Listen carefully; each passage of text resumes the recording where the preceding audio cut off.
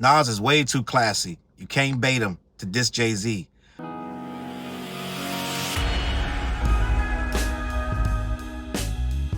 What up, words? Your boy Charles Brown back again talking facts. Hit that like button, hit the subscribe, hit notification bell. Keep sending those cash apps to CLBMG. Join the membership gang. Listen, I did a video on this a couple days ago about the casino, how Nas' casino was perceived as a good thing and Jay-Z's casino was perceived as bad. A lot of you people had a lot of things to say about that. And some of you really went in on Jay-Z because you just don't like Jay-Z for some reason, and you wanted to demonize his move to open a casino. Casino is not the greatest thing in the world, but it does create jobs, let's just be honest, and it does give people their vices. People have vices. People want to gamble. People got the right to do that. I know a lot of you smoke cigarettes. A lot of you do a lot of stuff you probably shouldn't be doing. So you shouldn't be really judging people what they do with their own personal time and with their own personal life. And somebody out there that is of a different elk and race and religion, this, that, and the third, is going to get that money. At some point, black people need to take that money into their own hands, and that's what Jay-Z is trying to do. It's not just necessarily Jay or Nas, but they're going to be a part of it. They're not going to be the owners of the casino, but they're going to be a part of the process, and they're going to collect and make sure things are run a certain kind of way, we hope, right? But end of the day, a lot of people started to talk about that rivalry again with Jay and Nas, and they start saying, yeah, Nas beat Jay-Z again, da-da-da.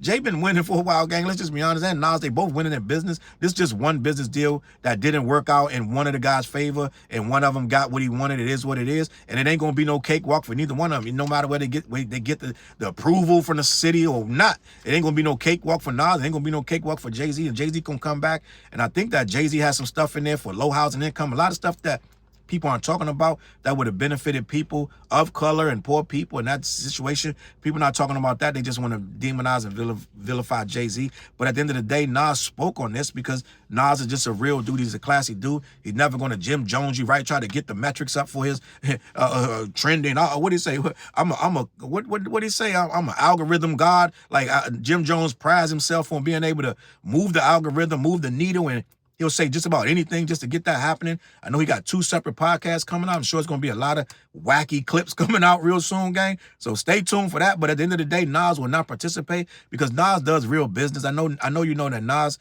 has invested in some very, very major products that have changed culture, like the Ring, doorbell, if I'm not mistaken, and things of that nature. Nas has invested in some very major things. Nas has a lot of money that he's made, so he doesn't need to sit around and try to do clickbait things to generate any type of whatever. And Nas can still sell out Madison Square Garden, which Jim Jones cannot, unfortunately. But let me talk about this. I want to read this article and have this conversation. Nas addresses Jay-Z rivalry talk after major victory in NYC casino battle. They're lining it up as a battle. These guys just both try to open up a casino, right? It wasn't no battle. Like, I'm going to beat you. It wasn't no battle, but let me continue. Nas addressed renewed talk of his Jay-Z feud after his casino project cleared a major hurdle while RocNation's bid was denied. There was a whole lot with that RocNation stuff. Like there was a lot of moving pieces that people was like, we're not doing this. Get your shit and get up out of here, Jay. Let me continue. Nas reflected on his old feud with Jay-Z returning to the spotlight following a major win in New York's casino race as his Resorts World NYC proposal gained unanimous backing, while RocNation's Times Square pitch was rejected. You got to understand, these are pitches. It wasn't just because it's Nas, we don't give it to him. No, he had a better pitch, a better location. What he got is already there. They're just going to expand on it. It's not like they're changing the whole landscape. It's already a casino there. They're just going to expand it, if I'm understanding this correctly. Let me continue. The Queensbridge rapper addressed the renewed buzz around his early 2000s beef with Hove after both rappers found themselves on opposite sides of the city's high-stakes gambling license competition. Quote, "It is just a thing that some people are going to talk about," Nas told Rolling Stone. "No one has any control over things like that. I still study Rakim and Big Daddy Kane. Some rap fans just go off on those things from time to time. That's it." He's basically saying, man, listen, we all got our old things that we still feel nostalgic about. Some people still ain't let the battle go. Some people still think that the battle has relevance, and it does to a degree. I could do a video right now, and people will watch it and have an opinion. So he's saying, man, some people still talk about that. I still talk about Big Daddy Kane and Rakim. Some motherfuckers still talking about Jay-Z and Nas. So it is what it is. Let me continue. The nostalgia-filled comparisons came after the Community Advisory Committee voted 6-0 on September 25th to support Resorts World's $5.5 billion expansion in Southeast Queens. Meanwhile, Jay-Z's Rocnation-backed Times Square's casino plan failed to win over the same committee. Queens Borough President Donovan Richards Jr. couldn't resist poking fun at the decades-old rivalry. See, he's poking the bear gang. He's somebody else doing it. It wasn't Nas or Jay. But let me read this. Quote, "There's a theme in Queens, and I know that Nas was a part of this. Queens get the money," Richards said. "Sorry, Jay-Z, we win again. I just had to rub that in. You can let the Brooklyn Borough president know that I send my regards to him." Dude's bugging out. Donovan Richards Jr. got a whole lot to say about that. Let me continue. While the casino competition has reignited talk of ether and takeover, there's no real tension between the two hip-hop icons. They understand it's just business. Sometimes you win, sometimes you lose. It is what it is. The approved Resorts World expansion will double gaming revenue from $1 billion to $2.2 billion by 2027. That's a lot of people losing a lot of money, gang. I'm just going to be honest. Sometimes you win, but a lot of times you lose. According to the project estimates, it also promises 5,000 permanent jobs and another 5,000 during construction. 10,000 jobs. It's a lot of people that don't. Jobs are at a premium right now. I know a lot of people looking for work. I'm just going to be honest with this guy that he who shall not be named in office. A lot of people got put out of their government jobs. So this could help. Let's just be honest. Let me continue. The development will cover 500,000 square feet at Aqueduct Park and include a 7,000-seat entertainment venue and a sports facility featuring NBA champion Kenny the Jet Smith. That's funny. Pending final approval from the New York State Gambling Commission, the upgraded casino is projected to open by July 2026. That's fast. Wait a minute. That's only a couple of months. They already working on that. Shit. They out there right now. They got the drywall right now. It's raining. They got to start working today. But gang, listen. I always respect Nas because Nas has been extremely classy and well-spoken for many years right now. I know a couple of weeks ago they were talking about Nas can't come back. Some YNs allegedly banned Nas from coming to Queens. And I think Nas went over there was shooting basketball or something like. How you ban Nas? How you ban Nas? Let me know when you gonna ban Nas because I want to be there to see it. But at the end of the day, Nas is he's a spokesman for this culture. I always say Nas is the greatest lyricist, right, of all time. Jay got him in quite a few other categories. I'm just gonna be honest, but to me, as lyricist, nobody's messing with Nas. No, you're not gonna say Rakim, nobody. Now, my top 5, Rakim is always 1 and 2. But when you say greatest lyricist to put the pen to pad, he took Rakim. He took the essence of what Rakim did, and he expanded on it, perfected it. Rakim was really doing it at an extreme high level when nobody was doing it. Nas took that, he ran with it, and he created an even wider, a broader landscape with his wordplay. He's still doing it at this level. I believe Nas is in his 50s at this point, if I'm not mistaken, and Nas is still at a high level, the highest lyrical quality you can get. Him, Eminem, these people are doing lyrics at a high level, at a much higher level than a lot of these young guys. I can't think of young guys that's even on this level. You got to begin with J.I.D., and J.I.D. is in his 30s, gang. So I don't know too many 20-year-olds. I don't know how old Corday is, but I don't know how many 20-year-olds that's doing it at the level that Nas is doing it. So listen, I gotta call it like I see it.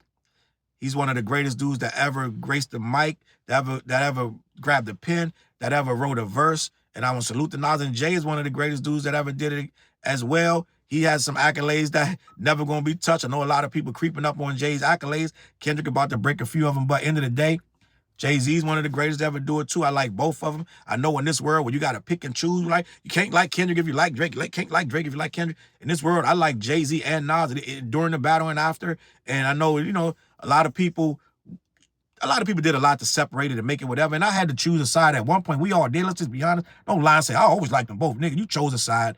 When that battle happened, you chose a side. Stop lying. You was either ether or take over. It wasn't no in between. Wasn't nobody on the fucking fence. You wasn't on the fence. Well, they both good. No one did that. You chose a side, nigga. Stop lying. So end of the day, man, my guy, Jay, Takeover is one of the greatest records. But I do admit to this day, he edged him out. Nas won that battle, but it's not a war anymore. I can't say Jay won the war. I know at one point we were saying that. Jay won the war, Nas won the battle. But at this point, Nas been edging up. Nas been, listen, you can't say Jay won that war. At this point, ain't no war no more because they both make a lot of big money. And here we are, casinos, this, that, and the third. So end of the day, man, salute to Nas and Jay. I'm not even going to say nobody won no war no more, because Nas done so many big things at this point. You can't say, well, Jay edged him out. He had got a lot of big records. He made a lot of money in business outside of rap. You got to think Jay's business acumen. Like, I know we used to say all that shit, but that shit's dead. We can't say that no more. Stop saying that shit. Jay won because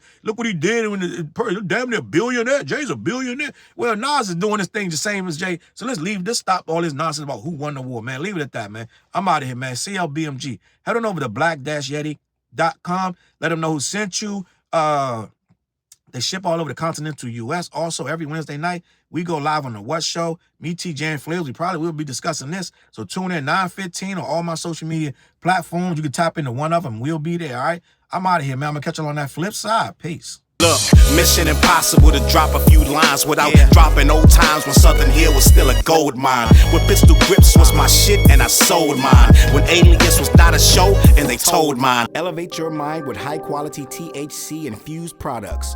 BlackYeti.com. Black-Yeti.com.